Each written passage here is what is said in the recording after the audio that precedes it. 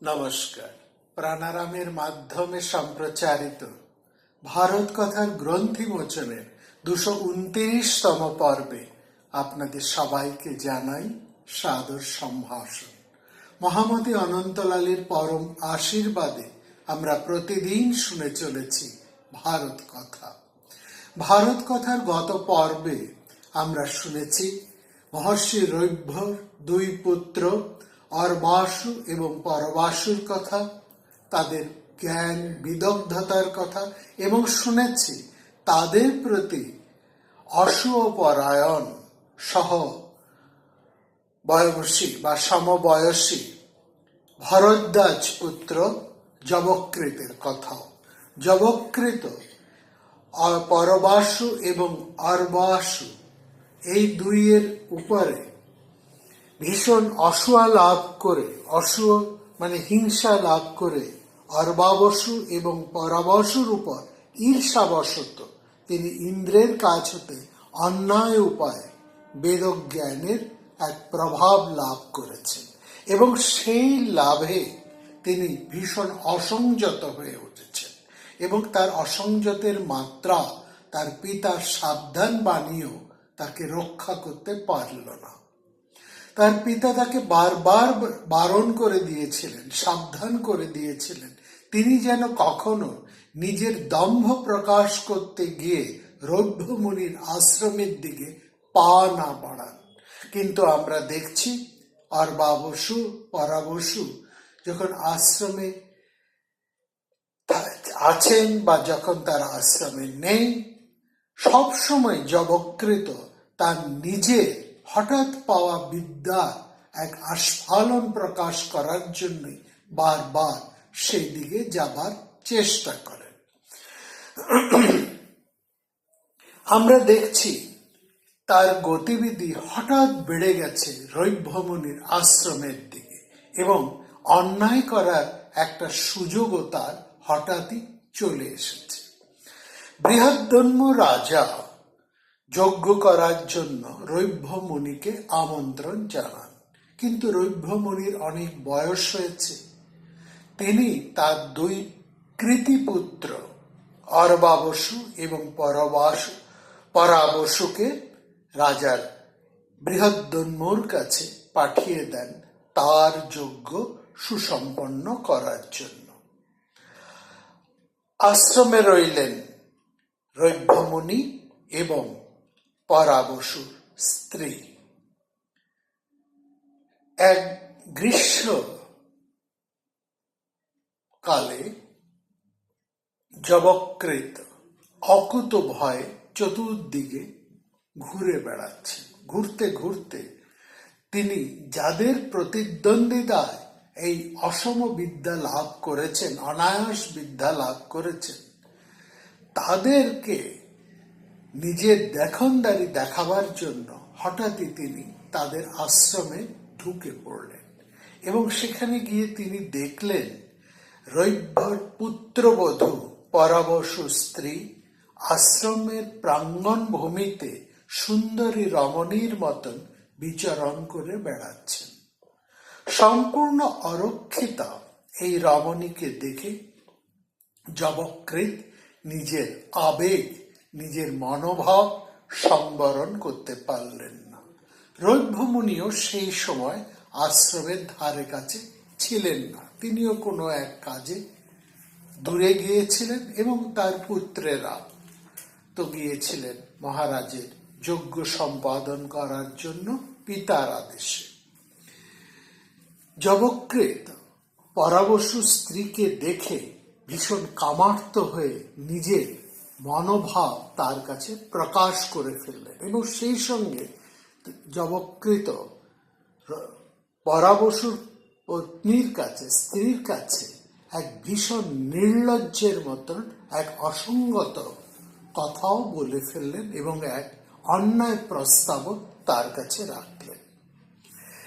যবকৃতের ভয়ে ভীত পরাবসু স্ত্রী কম্পিত চিত্তে কোনোভাবে যবকৃতকে নিরস্ত করার ভীষণ চেষ্টা করলেন।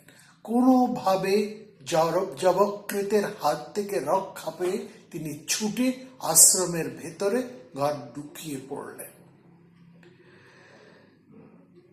এই ঘটনার খানিকক্ষণ পরে যবক মহর্ষি ভরদ্বাজ ফিরে আসে।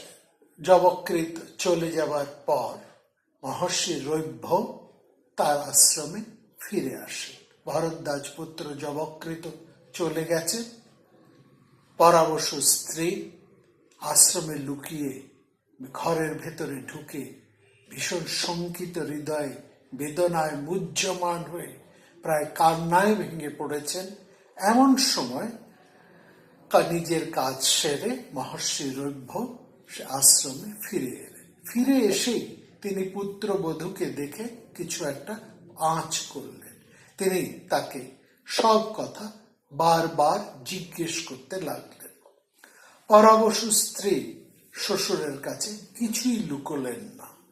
তিনি তার নিজের প্রত্যাখ্যানের সমস্ত কথাগুলোও বললেন। তিনি যেভাবে যবকৃতের হাত থেকে ছাড় পেয়েছেন সেই কথা বললেন। যবকৃত তার কাছে যে কুপ্রস্তাব দিয়েছেন সেই সব কথাও তিনি নিজের শ্বশুরের কাছে প্রকাশ করলেন। ভীষণ রাগে রৈভ্যমণি ধ্যানে বসলেন এবং তপস্যার শক্তিতে তপপ্রভাবে তিনি দুটি রাক্ষস যেন সৃষ্টি করলেন। তাদের একজন পুরুষ এবং একজন স্ত্রী। আসলে রৈভ্যমণি যবকৃতকে মেরে ফেলার জন্য দুজন মানুষকে নিয়োগ করলেন। দুটি রাক্ষসের মতন ভয়ঙ্কর মানুষকে নিয়োগ করলেন। তার একটি পুরুষ এবং একটি স্ত্রী, যাতে তারা দুজনে সেই ধর্ষকাম যবকৃতকে মেরেই ফেলেন। এই কাজ তাদেরকে নিয়োগ করার খানিকক্ষণের মধ্যেই সেই স্ত্রী রাক্ষসটি যবকৃতকে ভুলিয়ে ভালিয়ে নিয়ে এলো এবং তার পুরুষ রাক্ষসটি তাকে সুযোগ বুঝে মেরে ফেলল। এই ঘটনা ঘটে যাবার পর, অর্থাৎ যবকৃতকে হত্যা করার কিছুদিন পর, রৈভ্য মুনি তার দুই পুত্রকে যে বৃহদন্ম রাজার যজ্ঞ করার কাজে পাঠিয়েছেন তাদের কথা তিনি মনে মনে স্মরণ করতে লাগলেন। অর্থাৎ পুত্রদের কথা রৈভ্যমুনি এবার চিন্তা করতে লাগলেন। তিনি ছেলেদেরকে পাঠিয়েছেন, অথচ এই যে পাঠানোর মধ্যে রৈভ্যমুনির যে পূর্ণ সম্মতি ছিল বা খুব সানন্দেই যে তিনি পাঠিয়েছেন এমনটা নয়। এখানেই আরেকটা মানুষের মানসিক ব্যাপারটা লক্ষ্য করার মতো। পিতা রৈভ্য তিনি বড় তপস্বী, বেদজ্ঞ ব্রাহ্মণ। তিনি বড় বড় যজ্ঞ করেন, বহু রাজার ঋত্বিক পুরোহিত তিনি। কিন্তু তার তো বয়স হয়েছে, অসমর্থ, ফলত তিনি সব বড় বড় যজ্ঞগুলো করতে যেতে এখন পারেন না। ফলত এক প্রকার বাধ্য হয়ে তিনি তার দুই পুত্রকে রাজা বৃহদন্মন যজ্ঞ করার জন্য পাঠিয়েছেন। কিন্তু পুত্ররা দীর্ঘদিন সেখানে আছেন। পিতা সেই পুত্রদের খবর পাচ্ছেন এবং পুত্রদের খুব নাম যশ প্রতিষ্ঠা হচ্ছে। তারা পিতার মতনই বিভিন্ন রাজাদের কাছে সমাদর পাচ্ছেন। বিশেষ করে বৃহদন্ম রাজার মতন বড় রাজার সমাদর পাচ্ছেন। তার যজ্ঞ দীর্ঘ সময় ধরে বয়ে চলা যজ্ঞ সুসম্পন্ন করে চলেছেন। এতে তো যে কোনো পিতার আনন্দ হবার কথা, গর্ব হবার কথা। পুত্র গর্বে গর্বিত হবার কথা। কিন্তু আশ্চর্য ব্যাপার, এখানে মহাভারতকার দেখাচ্ছেন যে পিতাও অনেক সময় তার পুত্র শিষ্যের গর্বে, গুরু বা পিতা অনেক সময় তার শিষ্যের বা পুত্রের গর্বে গর্বিত হতে পারেন না, বরং শিষ্য কিংবা পুত্র যদি যশস্বী হয়ে ওঠেন এবং সেই যশ যদি গুরু বা পিতার যশের সমানই প্রায় হয়ে যায়, তখন পিতার হৃদয়ে, গুরুর হৃদয়ে গর্ব না হওয়ার বদলে, অর্থাৎ কোথায় পুত্রকে, শিষ্যকে আরো আশীর্বাদ করবেন, শিষ্য গর্বে, পুত্র গর্বে তারা গর্বিত হয়ে উঠবেন, তা না হয়ে শিষ্য এবং পুত্রের প্রতি তারা অসূয়া মনোভাব সম্পন্ন হয়ে ওঠেন। এখানেও আমরা দেখছি রৈভ্যমণিও মনে মনে পুত্রদের উপর ভীষণ অসন্তুষ্ট হয়ে উঠছে, তার মনে একটা ক্ষোভের সঞ্চার হচ্ছে। আসলে যাজক হিসেবে তো তিনি এতদিন প্রচুর সম্মান, প্রচুর সম্পদ লাভ করেছেন। এখন এই রাজবাড়িতে তার শারীরিক অক্ষমতার জন্য তিনি যেতে পারছেন না, তার পুত্ররা সেখানে গিয়ে এত সম্মান পাচ্ছে, এত প্রতিপত্তি তাদের হচ্ছে, এত অর্থ সম্পদ তারা পাচ্ছেন। এই জিনিসটা, এই প্রভাব, পুত্রদের এই সামাজিক প্রভাবকে, এই সম্পদ প্রাপ্তিকে তিনি ভালোভাবে নিতে পারছেন না। বয়স, এই অক্ষমতাটা, বয়সজনিত অক্ষমতাটা এবং তার সাথে তার পুত্রদের এতটা প্রতিপত্তি, এতটা সম্মান তিনি কিছুতেই মেনে নিতে পারছেন না। ফলে তার নিজের ওপর রাগটা পুত্রদের ওপরে একটা অসূয়া সৃষ্টি করে বসল। বাইরে তার তেমন প্রতিফলন না হলেও তিনি হাবভাবে এমনভাবে নিজেকে প্রকাশ করে চললেন যে পিতা হিসেবে, গুরু হিসেবে তিনি আসলে নিন্দনীয় হয়ে উঠলেন। রৈভ্যমণির এই আচরণকে সেই সমাজ খুব ভালো চোখে দেখে, তাকে কোপন স্বভাবের মানুষ বলে সবাই অভিহিত করেছে। এরপরে একটি ঘটনা ঘটল। পরাবসু তিনি কাজে, যজ্ঞকর্ম থেকে ঈষৎ বিরাম নিয়ে, সাময়িক বিরাম নিয়ে, সাময়িক ছুটি নিয়ে তিনি একদিন বাড়ি ফিরে এলেন। অর্থাৎ তিনি দেখতে এলেন তাদের দুই ভাইয়ের দীর্ঘ অনুপস্থিতিতে তাদের আশ্রমের কি অবস্থা, তাদের বাড়ি ঘরের কি অবস্থা, পিতা কেমন আছে, বিশেষ করে তার নবপরিণীতা স্ত্রী যাকে আশ্রমে রেখে তিনি এত দীর্ঘ সময় ধরে যজন যাজন কাজে রয়েছেন, সেই সব কিছু ঠিকঠাক মতন আছেন কিনা, পিতা ভালো আছেন কিনা, স্ত্রী ঠিক আছেন কিনা, এই সব কিছু দেখার জন্যই তিনি বাড়িতে, আশ্রমে ফিরে এসেছেন। এবং তার পিতার আশ্রয়ে তার পত্নী কেমন আছেন, আশ্রম কেমন আছে, সব কিছু দেখার জন্য তিনি ফিরে আসেন। তিনি যখন বাড়ির দিকে ফিরছেন, ঈষৎ অন্ধকারের রাস্তায়, সেই বনপথ দিয়ে তিনি আশ্রমের দিকে যখন আসছেন, তখন সন্ধ্যা নেমে রাত্রি প্রায় সমাগত। এরকম অবস্থায় পথে গভীর বন জঙ্গল, তিনি হাতে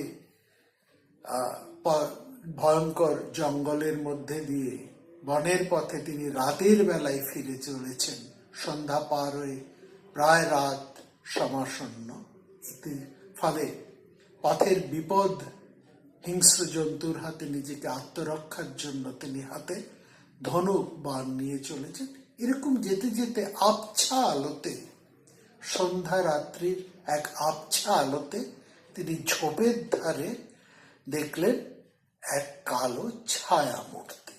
একটু ভালো করে তিনি লক্ষ্য করলেন একটা আলো আধারী ছায়া মূর্তি যেন সেখানে ঘোরাফেরা করছে। আত্মরক্ষার কারণে তিনি হাতের তীক্ষ্ণ বাণ এবং ধনু তুলে নিলেন। হঠাৎ তার মনে হলো ওই ঝোপের ধারে যেন একটি প্রাণী ঘোরাফেরা করছে, এবং তার মনে হলো এটা একটা কৃষ্ণ মৃগ হতে পারে। সুতরাং তিনি ভয়, সংশয় এবং ওই কৃষ্ণ হরিণের মাংস এবং তার ছাল এর অভিলাষে তিনি ধনুর্বাগ তুলে সেই দূরে অসংশয়ার্থ আচ্ছায়া দেখা নড়াচড়া করা প্রাণীটিকে বাণ ছুঁড়ে মেরে ফেললেন। অর্থাৎ পুরোপুরি মহাভারত বলছে যে পরাবশু পুরোপুরি ইচ্ছে না থাকলেও খানিকটা ভয়ে, খানিকটা সংশয় এবং খানিকটা অভিলাষে, অর্থাৎ মাংস এবং চামড়ার অভিলাষে কৃষ্ণ হরিণ, যদি ওটা কৃষ্ণ হরিণ হয়, এই অভিলাষে তার মাংস খাওয়া যাবে, তার ছাল অজিন হিসাবে ব্যবহার করা যাবে, এই অভিলাষে তিনি অকামানেন অর্থাৎ কামনা না করে, কামেন না অকামানেন, অর্থাৎ তিনি একটা প্রায় অনিচ্ছা সহকারে তিনি বাণ মোচন করলেন। তারপরে তিনি যখন এগিয়ে গেলেন, সেই তার তীর যে প্রাণীটিকে বিদ্ধ করেছে সেটিকে দেখার জন্য তিনি যখন এগিয়ে এলেন সেই নিহত প্রাণীর কাছে, এসে পরাবশু তো বাকরুদ্ধ হয়ে গেলেন। এ কি, কাকে মেরে ফেলেছেন তিনি, কি করে ফেলেছেন? তিনি তো তার বৃদ্ধ পিতাকেই মেরে ফেলেছেন। আর এই বৃদ্ধ পিতা এই অন্ধকারে একটা কৃষ্ণাজিন চামড়া গায়ের ওপরে দিয়ে তার পিতা এই আলো অন্ধকারের মধ্যে কি করছিলেন? ঝোপে তার এই অন্ধকার বনের পথে কি করছিলেন? ওই কৃষ্ণ যিনি তো পরাবশুর মনে একটা বিভ্রমের সৃষ্টি করেছিল, তার মনে একটা ভয়, একটা সংশয়, একটা অভিলাষ তৈরি করেছিল। এই রকম একটা ঘটনা ঘটে গেল। হঠাৎ পরাবশু একেবারে হতবাক হয়ে গেলেন। পরাবশু পিতৃহত্যা করার পর তার শ্রাদ্ধ শান্ত সম্পন্ন করে তিনি রাজবাড়ির দিকে ছুটলেন। পিতার শ্রাদ্ধ কার্য তিনি সুসম্পন্ন করে পিতার যা একরকম সামাল দিয়ে তিনি আবার সেই যজ্ঞ কর্ম থেকে যে সাময়িক বিরতি নিয়ে এসেছিলেন সেই কাজ আবার করার জন্য সেই রাজধন্যুর বাড়ির দিকে তিনি ছুটলেন। বৃহদ্দন্যু রাজের বাড়ির দিকে, রাজপুরীতে। সেখানে এসে পরাবশু তার ভাই অর্বাবশুকে বললেন, সব ঘটনার কথা জানালেন, কিভাবে অসতর্কে অনিচ্ছায় তিনি পিতৃ হত্যা করে ফেলেছেন। পরবশু বললেন, এই অন্যায় ব্রাহ্মণ হত্যার জন্য যে প্রায়শ্চিত্ত করতে হবে, ভাই তুমি সেটা আমার হয়ে করে দাও। আর এতদিনের দীর্ঘ যে যজ্ঞ ক্রিয়া, সেটা তো তুমি একলা সামলাতে পারবে না, আমি তোমার হয়ে সেটা করে দিচ্ছি, তুমি বরং আমার হয়ে সেই প্রায়শ্চিত্ত এবং অন্যান্য কাজটি করে এসো।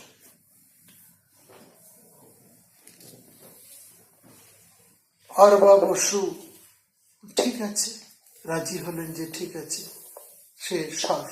সে অর্বাবশু একটু সরলও ছিলেন এবং সরল মনে তিনি পরাবশুর সব কথা মেনে নিলেন এবং বললেন যে ঠিক আছে, তুমি যোগ্য কাজ করো, তোমার যে প্রায়শ্চিত্ত করার কথা, তোমার যে কৃত্য, তোমার যে প্রায়শ্চিত্তটা করার কথা, পিতাকে অসাবধানে অনিচ্ছায় তুমি যে মেরে ফেলেছো, তার জন্য যে প্রায়শ্চিত্ত, সেটা আমি তোমার হয়ে করে আসছি, তুমি যোগ্য কর্মটি এগিয়ে নিয়ে যাও। অর্বাবশ্য আশ্রমে ফিরে এলেন এবং সংযত চিত্তে বিধিসম্মতভাবে পিতৃহত্যার যে প্রায়শ্চিত্ত, তার ভাই যে পিতৃহত্যা করেছে, ব্রাহ্মণ হত্যা করেছে, সে ভাইয়ের হয়ে সে প্রায়শ্চিত্ত নিজে করলেন। প্রায়শ্চিত্ত শেষ করে তিনি আবারও ফিরে এলেন যজ্ঞস্থলে। এইবার কিন্তু ক্লাইম্যাক্স। যে ভাই নিজে অনবধানেই তিনি পিতৃহত্যা করেছিলেন এবং যার প্রায়শ্চিত্ত করার কথা ছিল, অথচ সেই পরাবশু, সেই ভাই পরাশুর এক অদ্ভুত কাজ করে ফেলেন, অভাবনীয় কাজ করলেন। এখানে আমাদের মানুষের চরিত্রের আরেকটা দিক আমরা দেখতে, এখানে এই ঘটনার মধ্যে পরতে পরতে মানুষের যে কত ধরনের চরিত্র হতে পারে, এবং একজন জ্ঞানী মানুষের, পণ্ডিত মানুষের, শিক্ষিত মানুষের ব্যক্তিগত চরিত্র কত জটিল কুটিল হতে পারে, সেটাই মহাভারত আমাদের দেখাচ্ছে। যে ভাই পিতৃহত্যা করেছে, যে ভাইয়ের প্রায়শ্চিত্ত করার কথা ছিল, তার হয়ে অন্য ভাই, তার অনুরোধে সরল মনে অন্য ভাই যখন প্রায়শ্চিত্ত করে ফিরে আসছে, এসে যখন সেই যজ্ঞ সভায় উপস্থিত হচ্ছে, তখন সেই পরাবশু যজ্ঞস্থলে বসে মহারাজ বৃহদ্দন্যুকে উদ্দেশ্য করে বললেন, এই যে মানুষটি আজ সবাই এসে দাঁড়িয়েছে, এ কিন্তু ব্রহ্ম হত্যা করে যজ্ঞস্থলে প্রবেশ করেছে, এর মুখ দর্শন করাও পাপ, ধিক ওকে। পুরো ব্যাপারটা, নিজের পুরো পাপ, নিজের পুরো অন্যায় কর্ম সব ভাইয়ের কাঁধে চাপিয়ে দিল পরাবশু। পরাবশুর হয়ে অর্বাবশু সরল মনে তার ভাইয়ের হয়ে প্রায়শ্চিত্ত কর্ম করে এলো, অথচ তার ভাই পরাবশু তাকে সরিয়ে দেবার জন্য একাকী রাজার যজ্ঞ সমস্ত মান সম্পদ অর্থ সবকিছু নিজে একা ভোগ করার জন্য, নিজে নেবার জন্য ভাইকে অন্যায়ভাবে ভৎসনা করে ভাইয়ের নামে কলঙ্ক লেপন করে দিল। যে কাজ নিজে করেছে সেই দোষ পুরোপুরি ভাইয়ের উপর চাপিয়ে দিল। লক্ষ্য করুন, এদের পিতা মহর্ষি রৈভ্য, যিনি একজন বড় বেদজ্ঞ ব্রাহ্মণ তপস্বী, তার মনে পুত্রদের সমৃদ্ধি যশের কথা শুনে এক অসূয়া সৃষ্টি হয়েছিল।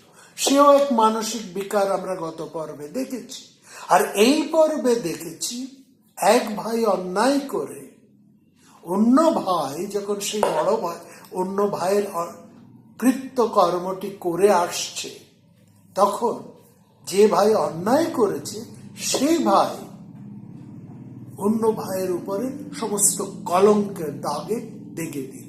অর্থাৎ যে নিরপরাধ তাকে অপরাধী সাজিয়ে দিল, যে ভাই সত্যি সত্যি অপরাধী সেই জন্য। এই হচ্ছে মানুষের চরিত্র।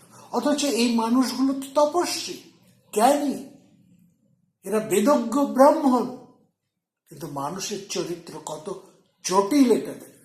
আমরা তো এই সময়ও দেখি পড়াশুনো জানা শিক্ষিত বিদগ্ধ মানুষ, জ্ঞানী পণ্ডিতরা, তারা তাদের ব্যক্তিগত চরিত্রের দিকে কতটা নিম্ন স্তরে, কতটা জটিল কুটিল তাদের ব্যক্তিগত চরিত্র, অথচ জ্ঞান, গরিমায়, পাণ্ডিত্যে তারা কত ঈর্ষণীয়, কত উঁচু শ্রেণী, কত বড় বড় কাজ তাদের, কত শিক্ষিত, কত শিক্ষার বর তাদের, কিন্তু চরিত্রের দিক দিয়ে তারা কত হীন, কত নীচ, এ তো আমরা আমাদের সমাজে পরিষ্কার দেখতে পাই। এরই উদাহরণ হচ্ছেন রৈব্য, এরই উদাহরণ হচ্ছেন পরামর্শ।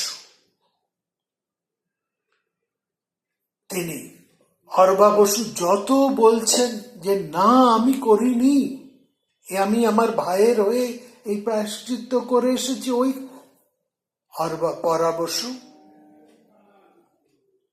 কিন্তু বারবার রাজাকে বলছেন না ওই অন্যায় করেছে, এবং রাজাও তাই স্বীকার করে নিলেন, বলে প্রায়শ্চিত্ত তুমি করে এসেছো। আর বাবু পরা বসুর কথায় রাজা ইন্দ্রদম্ভ সঙ্গে সঙ্গে তার লোকজনকে দিয়ে অর্বা বসুকে বার করে দিলেন যজ্ঞস্থল হতে।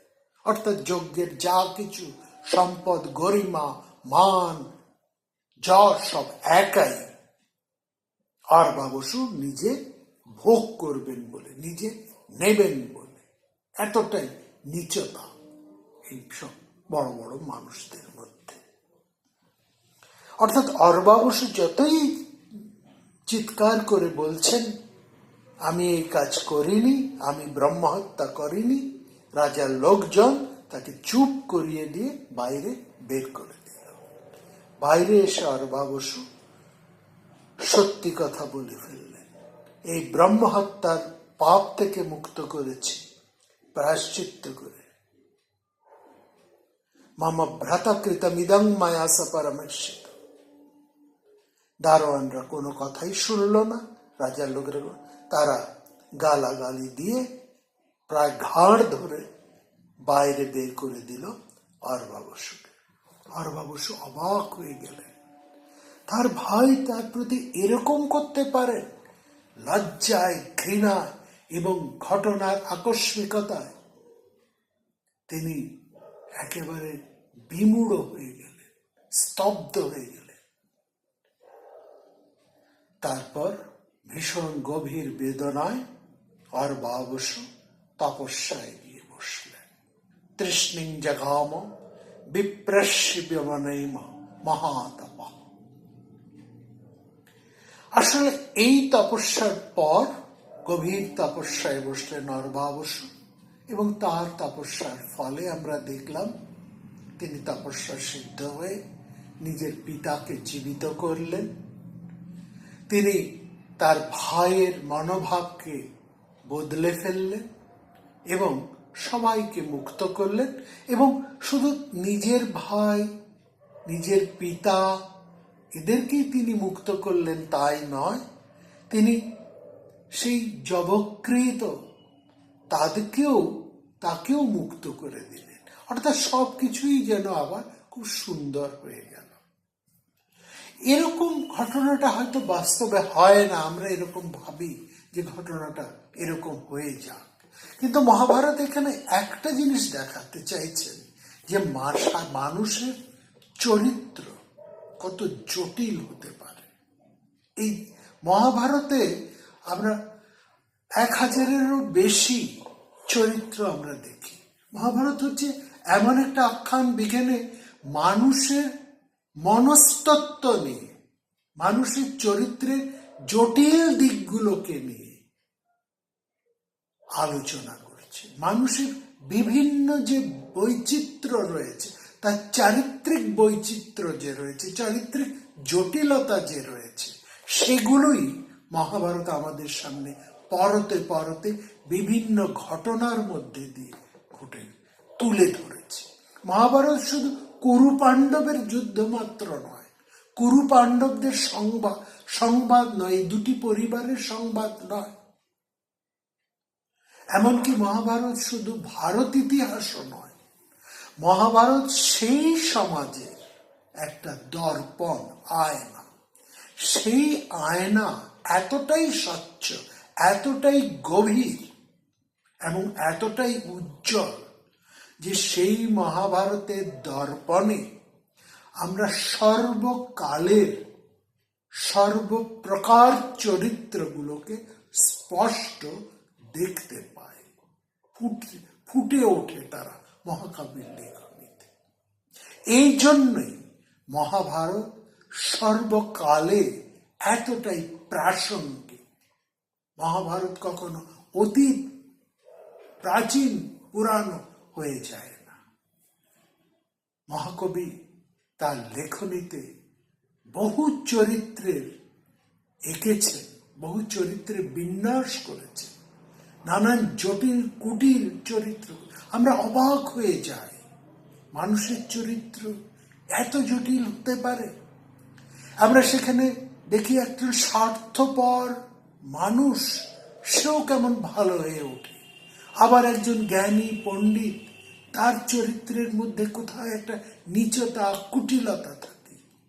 আবার আমরা এও দেখি যে নীচ হীন মানুষ, সেও কেমন দয়ালু হয়ে যায়, সেও কেমন ভালো হয়ে যায়। অর্থাৎ মানুষের জীবনের উত্তরণও মহাভারত আমাদের কাছে দেখাচ্ছে।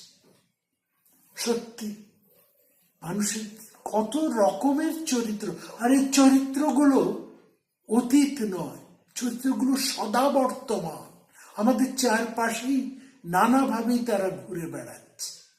যে চরিত্রগুলো সেই 5000 বছর আগে ছিল, সেই চরিত্রগুলো আজও এই দ্বাদবিংশ শতাব্দীতেও রয়েছে।